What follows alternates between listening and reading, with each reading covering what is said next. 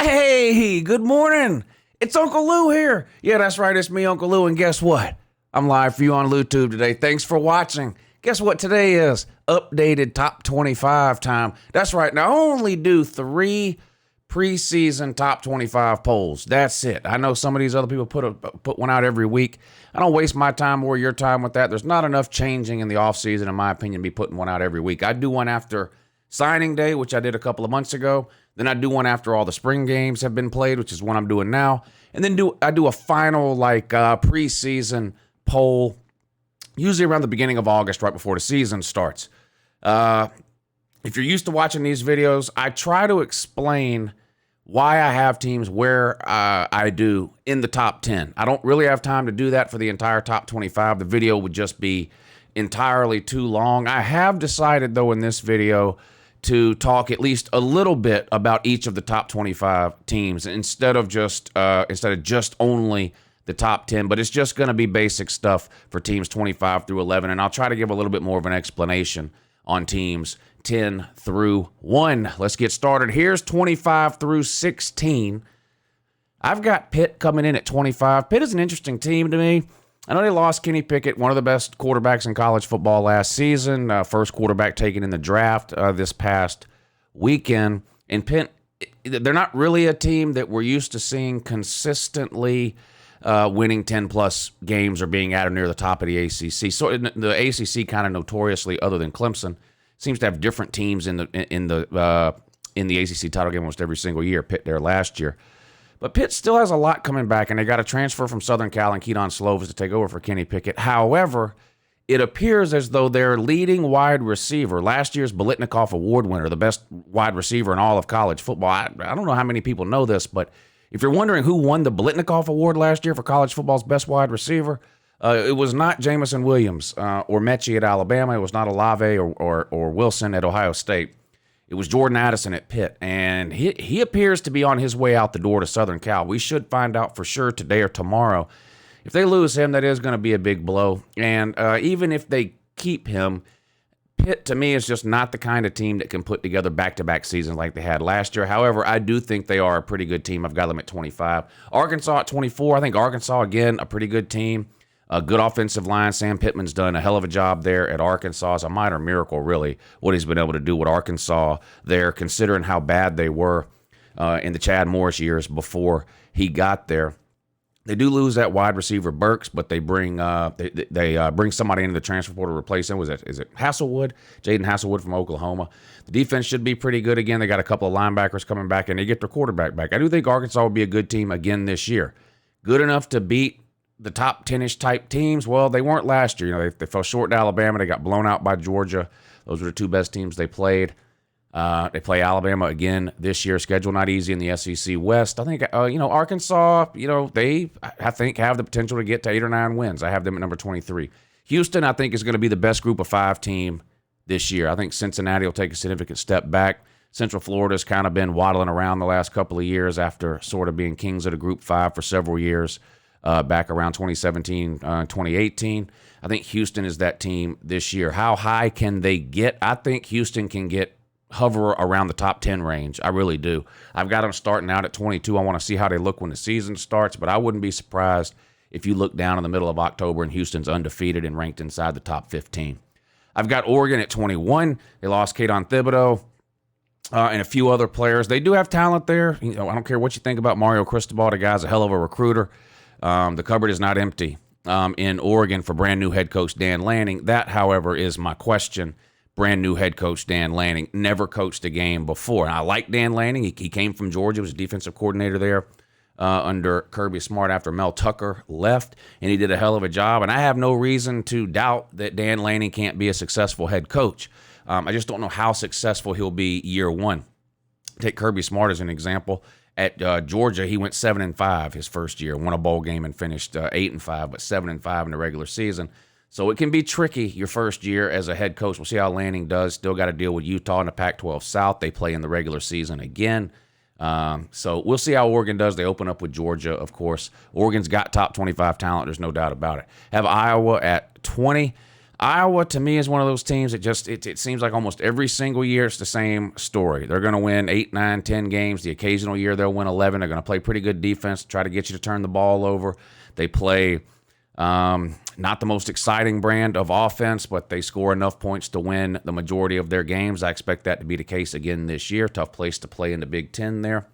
And then I've got Penn State at 19. They were a disappointing team last year after spending some time in the top 10 or top 15. Fell off a little bit, had an injury at the quarterback position. They have him back this year. They got to replace Dotson, that wide receiver. But Penn State's another team that's got the talent to win 10-plus games. They're in a very tough division, the Big Ten East, with Michigan, Michigan State, and Ohio State. But I've got back-to-back Big Ten teams there. Iowa from the Big Ten West at 20, Penn State from the Big Ten East at 19. Wisconsin, I've got at 18. They had a terrible year last year. There's no other way to say it. It was an anomaly, though, I think. I don't think that's an indication of the direction that Wisconsin is heading. Wisconsin seems to win 10 games in their sleep every single year. That's not the problem. The problem for Wisconsin has been winning that 11th, 12th, or 13th game. I think Wisconsin gets back this year to more what we're used to seeing them do, which is win 9 or 10 games in the regular season. I think they'll finish inside the top 20. I've got them at 18 in my preseason poll. Ole Miss I have at 17, another team that has hit up the transfer portal hard this offseason after losing quarterback Matt Corral to the NFL draft and some other playmakers too. Lane Kiffin there on offense, one of the best offensive minds in all of college football. The potential to score 40 or 50 points every time they go on the field, and yes, that includes against Alabama. Didn't happen for them last year. Alabama was able to shut them down. It was a shutout at halftime, and Alabama cruised in the second half to an easy win over Ole Miss. Lane Kiffin will get another crack at Saban this year. I got to play Texas A&M and Jimbo Fisher as well. Got to play Arkansas. Got to play Auburn. Got to play LSU. It's a tough road to hoe for teams in the SEC West, but I've got Ole Miss at 17. Now, Miami, to me, this is the lowest ranked team in my poll that I think has a shot to make the playoffs. And if you could see my face, you would see that I'm saying that with a straight face. I'm not predicting that Miami will make the playoffs. I'm saying I do think Miami has the potential to make the playoffs. If Clemson is struggling again this year, and Miami is able to win the ACC with one or less loss, which is possible, I think Miami could find their way to the playoffs. Now, they're going to have a lot of things go their way. They're going to have to win some of these games that they've been finding ways to lose over the last couple of years. But I like the talent at Miami, which is only going to get better, by the way, under Mario Cristobal. Miami's talent level, I'll tell you this, whatever Miami does this year, it's going to be better next year, and then even better the year after that, in my opinion. The talent level is about to be dramatically improved at Miami with Mario Cristobal there and the staff he's hired. A bunch of recruiting beasts. But there's not a lot of hurdles to jump over in the ACC. They have one of the best quarterbacks that nobody talks about in Tyler Van Dyke. He was the hottest quarterback in America the last 5-6 weeks of the season last year. No one knew who he was. He didn't start. He was like third on the depth chart heading into the season. Miami had some injuries at QB. They put Tyler Van Dyke in. And Miami really, honestly, was one of the best teams in all of America over the last 5 or 6 weeks of the season. And Tyler Van Dyke was a big part of the reason why. I like the way Miami is headed. I've got them at 16 right now, but I would not be surprised if things fall right for Miami. You see them inside the top 10 at some point this year. All right, now we're going to do 15 through 11. I've got Kentucky coming in at 15. I have some of the same questions about Kentucky I have every single year. I don't know if they're going to be able to do enough offensively to beat the truly elite teams, the top 10-ish type teams, the Georgias, the Alabamas, the Ohio States. Kentucky's very well coached. They've got good lines of scrimmage. They play good defense, and they can run the ball. And their quarterback situation has improved since they brought Will Levis in for last season, and he's back this year. But they have a hard time making big plays down the field through the air. And the problem with a team like Kentucky, when you can't throw the ball really that well, and you go up against a team like a Georgia, an Alabama, a Clemson, these teams that have really, really good defenses and good defensive fronts, you can't run the ball on them. Kentucky ran the ball I think Kentucky was the leading rusher in the SEC last year. They played Georgia, they couldn't gain a yard. In order to run on a really good defense, you've got to open them up with the throw, and Kentucky hasn't been able to do that. They're one of the best coach teams. I love what Stoops is doing there. He's got basically a lifetime contract, I think. They're never going to get rid of the guy.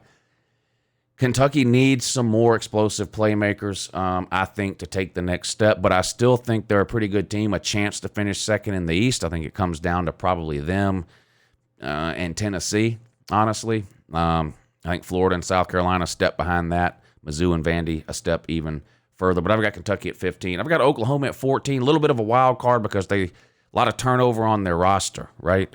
Let me see if I meant to write this down. I hope I did. No, of course I didn't. But they lost about half their offense, whether through graduation, the draft, or the transfer. Their defense has been bad as long as anybody can remember. They've got a brand new head coach in Brent Venables, the longtime defensive coordinator at Clemson, who coached at Oklahoma prior to going to Clemson. So he's got ties to the area. And like Dan Lanning, I have no reason to believe that Brent Venables can't be a good head coach. I do have some questions about whether or not that will translate to a lot of wins on the field in year one.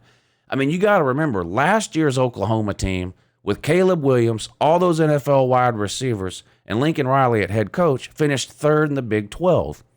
They lost about half the offense. They lost Lincoln Riley, and they're bringing in a defensive guy that's never been a head coach, not for one single game. Are they really going to improve in the first year?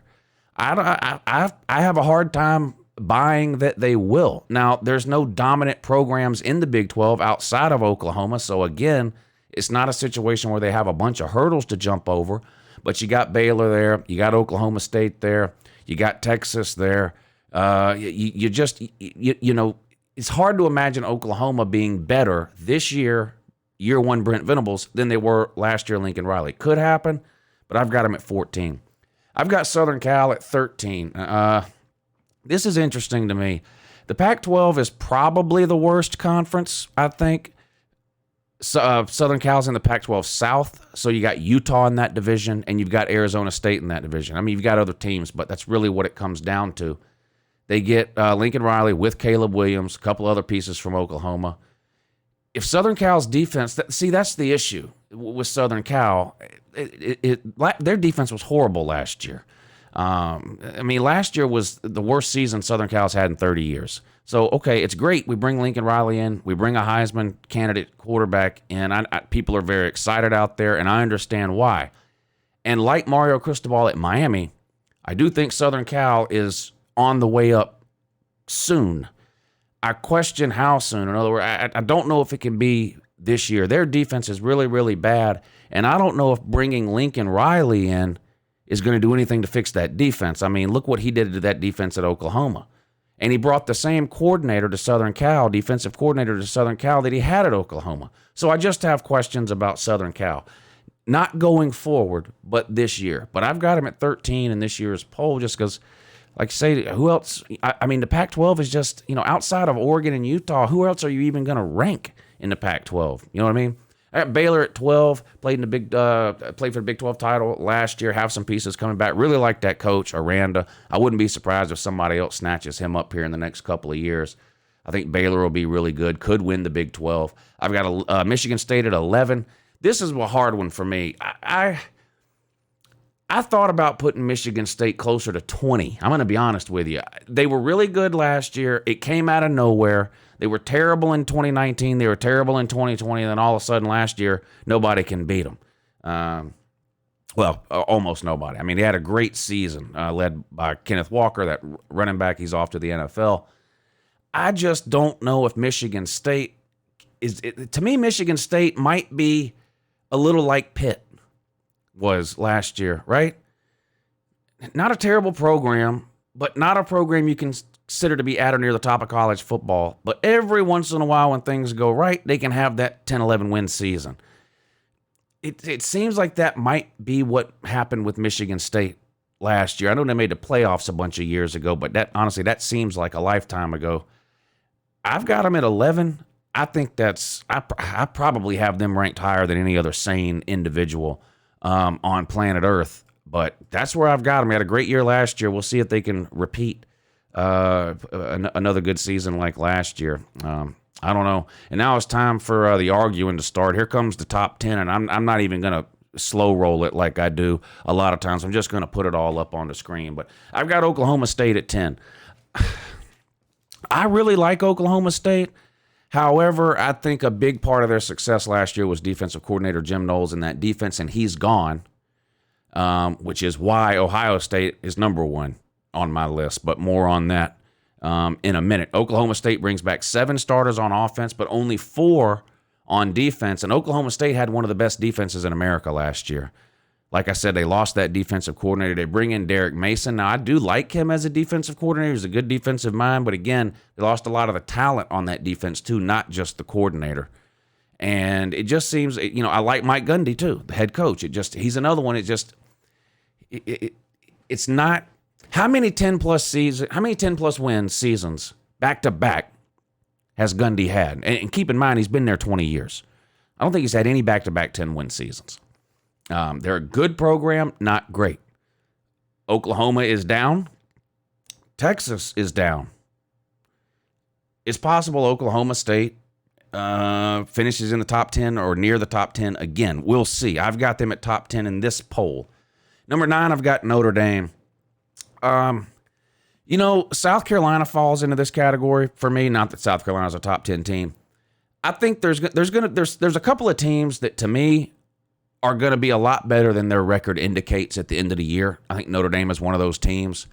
Notre Dame's got a tough schedule. They open up with Ohio State. They got to play Southern Cal at the end of the year. And then mixed in there, they play Clemson and North Carolina. And I think North Carolina could be a really good team. I don't think I ranked them here. I probably should have, and they probably will be ranked when I do my last poll. It seems like every day that goes by, I'm getting higher on North Carolina. Anyway, point is, I think Notre Dame's going to be a really good team, but they've got a brand new head coach that's never coached. This is a theme here. Oklahoma, Oregon, Notre Dame all have brand new head coaches who have never coached a game. That's the case at Notre Dame. I like their talent. I like what they got going on up there. I think they're headed in the right direction. I actually like that guy as a head coach. I question how that will translate in year one, though, for the same reasons I gave before about the other brand new head coaches I talked about. There's sometimes a learning curve. And that schedule is tough. And people like to knock Notre Dame for not being in a conference, myself included. I think it's ridiculous. People like to knock Notre Dame for their schedule. I think there are some years where Notre Dame deserves to be knocked for its schedule. This is not one of those years. They're playing Ohio State. At Ohio State. They're playing Southern Cal. They're playing Clemson. That's potentially 3 top 10 teams. And they play North Carolina. That won't be an easy game either. So they had a tough schedule. Notre Dame could win 8 or 9 games. I think Notre Dame's got the talent to win 11 or 12, but that schedule is rough. So I've got them at number 9. Clemson, I've got at 8. Clemson is a hard one for me to figure out because people really jumped on Clemson last year, and I get it. Their offense was horrendous.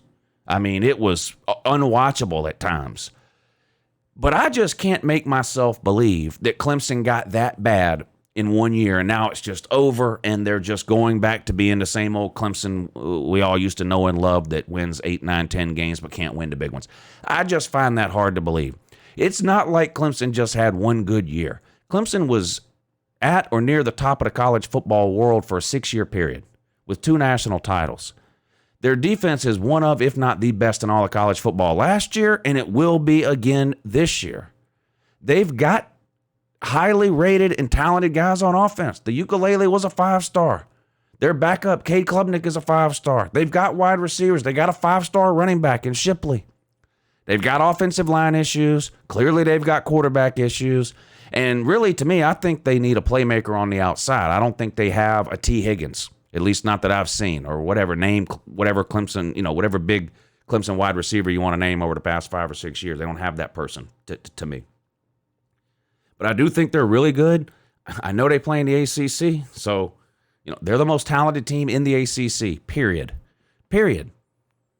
Now, that might change with Mario Cristobal at Miami, but right now, Clemson's the most talented team.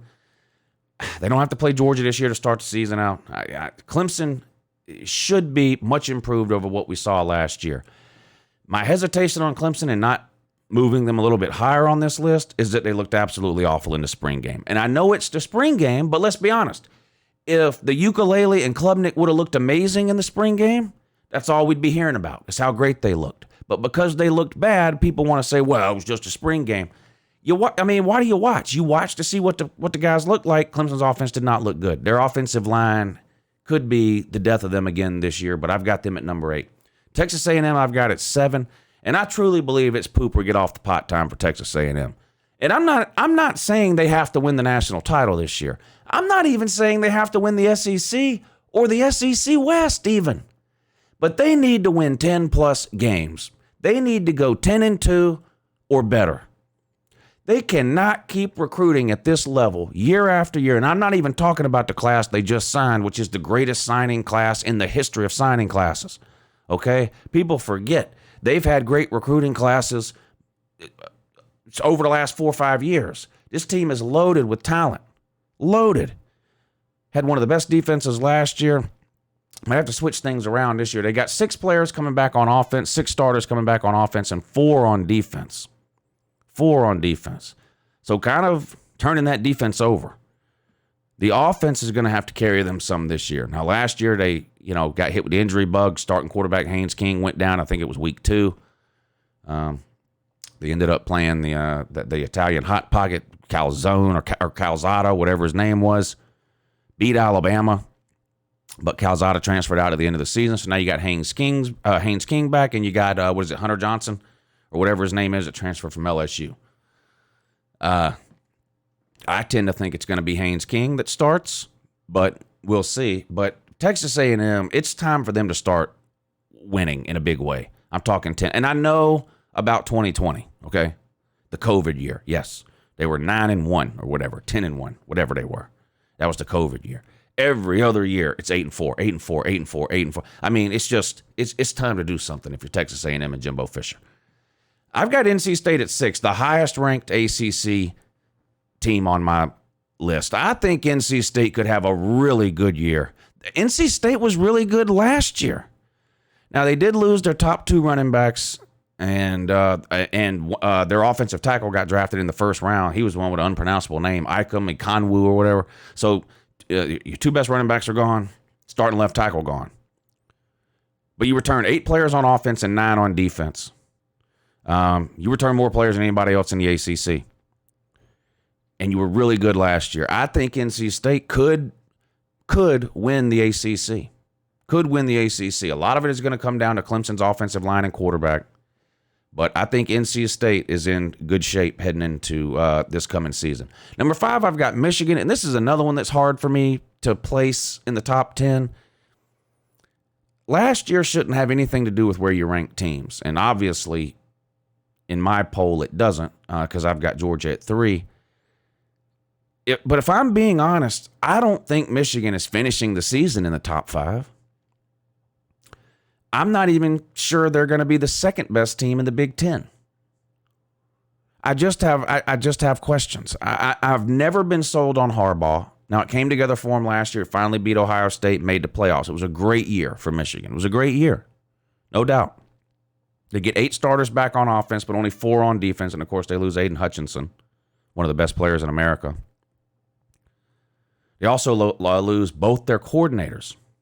The offensive coordinator and the defensive coordinator gone. So you got to replace them. And who's going to play quarterback? They got McNamara and the other guy, whatever the hell. The fans want one guy. It's kind of a Florida situation from last year. The coaching staff keeps putting one guy out there. The fans keep crying for the other guy. They got to get that figured out. But, again, Michigan's a team that recruits really well. They're probably the second most talented team in the Big Ten East, which is either the toughest or second toughest division in football. I just don't know if Michigan can have another season like they had last year. I've said this before. If they played Ohio State tomorrow, I'd pick Ohio State to win. I'll talk more about Ohio State in a minute. But I've got Michigan at 5. Salute to you for last year. This is probably the highest you're ever going to be in an UncleLou poll this season, though. Just I don't think Michigan is going to field the team in 2022 that they did in 2021. I just don't see it. At number 4, I've got Utah. Utah was close to making the playoffs last year, believe it or not. They had a couple of losses in the regular season that you look back now and you go, how'd they lose those games? Because they absolutely destroyed Oregon both times they played them in the regular season and in the Pac-12 title game. Then they played Ohio State in the Rose Bowl and damn near beat Ohio State. You know what Utah is? Utah's a better version of Kentucky in a way. They're not recruiting 5 stars. They can't sign top 10 classes, but they've got a great coaching staff that's been there for a while. They have a plan. They have an identity. They recruit to that plan and to that identity, and they coach those players up and get the absolute most out of them. That's what happens at Utah. The difference is Utah plays in the Pac-12 and Kentucky plays in the SEC. So Utah finishes with a better record. But Utah is going to be good again this year. They got 6 players back on offense, 6 players back on defense. They've got they have a manageable schedule, but they've got 3 games that are tough. But they're in the Pac-12. The rest of it is not much. But they early in the season, they got to play on the road at Florida. It's a big game. People love to beat the SEC. You're catching Florida at a good time if you're Utah, too. They play at Florida early in the year. They play at Oregon at the end of the year. And then in the middle of the year, they host Southern Cal. If they win 2 of those 3 games, they could be a playoff team. If they win 2 of those 3 and avoid losing to the nobodies, well, not nobodies, but they should be significant favorites over everybody else on their schedule. I think they should be a favorite against Florida and Oregon, and probably even Southern Cal. But those are the 3 toughest games to me. If they win 2 of those 3 and finish the regular season at 11-1 and win the Pac-12 title at 12-1, Utah could be making its first trip to the college football playoff. I've got Georgia 3, Alabama 2, Ohio State 1. And let me tell you something. Before anybody starts crying about anything in this ranking, sit down and make your own top 25. 1 through 3 is easy. It's the order that's hard to do. I don't care what order you've got 1, 2, and 3 in. So don't waste your time telling me Alabama should be number 1. I don't have a problem with putting Alabama number 1 or Georgia. I don't have a problem having Ohio State 2 or 3. But to me, these are the 3 teams that should be in everyone's top 3 in some particular order. Now, 4 through 10, that's hard to do. You know, I can make arguments to have Notre Dame at 4. I can make an argument to have Texas A&M at 4. I can make an argument to have Clemson at 4. There's a lot of, it's hard to do 4 through 10. You can mix those teams up in almost any random order. But 1 through 3, this is what I have. I've got Georgia at 3. We just had the NFL draft this weekend. 5 defensive players from Georgia drafted in the first round. 15 Georgia players drafted overall. Georgia's defense is not going to be as good in 2022 as it was in 2021. It's not. It's also not falling off a cliff. Georgia will have a top 5 defense. It won't be the best defense in college football. It won't hold opponents to 9 points a game on average like we did last year, but it's going to be a top 5 defense. There is a ton of talent on that defense, and I know there's only 11 starters, but between 20 and 25 defensive players played significant snaps in every single game for Georgia last year. The biggest area of concern for me heading into the season for Georgia, inside linebacker. Georgia had a backup inside linebacker get drafted in the first round. A backup. Georgia's 2 starting linebackers were Nakobe Dean and Channing Tindall. They didn't get drafted in the first round, but Quay Walker did, the backup. So point is, your top 3 inside linebackers are gone. There's not an inside linebacker on Georgia's team that's ever started a game in college football. Now, they have some playing time, but no starts. So that's my concern. Defensive line, lost a lot of talent there, too. Got Jalen Carter. Jalen Carter might be, or I think he will be better than Jordan Davis. He's really, really good. Secondary, I'm not concerned. Tyke Smith Keely Ringo could potentially be a first-round pick next year. Tyke Smith, who we brought in last offseason from West Virginia, hurt himself, couldn't play. He's back. He's great. I'm not worried about the secondary or the defensive front. Outside linebackers, Nolan Smith and Robert Beal. It's the inside linebackers that concern me on defense. Offensively, Stetson Bennett returns. That limits you right there. We lose our top 2 running backs, but if you know anything at all about college football, you know Georgia's loaded at the running back position. I'm not worried about that either. We got Kenny McIntosh and Kendall Milton, true freshman enrolling this summer. Branson Robinson, I think he'll get playing time. Dejon Edwards has looked good. Not worried about the running backs. Wide receivers, we did lose our best wide receiver, transfer portal to Alabama, Jermaine Burton. But one of the frustrating things about Georgia last year is going to end up being a benefit this year. Georgia rotates wide receivers like nothing you've ever seen. Georgia had games where 9 and 10 wide receivers had catches. So a lot of the wide receivers on the team have a lot of experience. Dominic Blaylock, Kieris Jackson, A.D. Mitchell, Arian Smith, and never mind the tight ends, Brock Bowers, Eric Gilbert, Darnell Washington. Those are 3 of the best 10 tight ends in all of America. Brock Bowers is the best tight end in all of America. Darnell and Eric Gilbert are in the top 10. So good luck covering that. But I've got Georgia at 3. Alabama, I've got at 2. I had them at 2 also in my previous poll.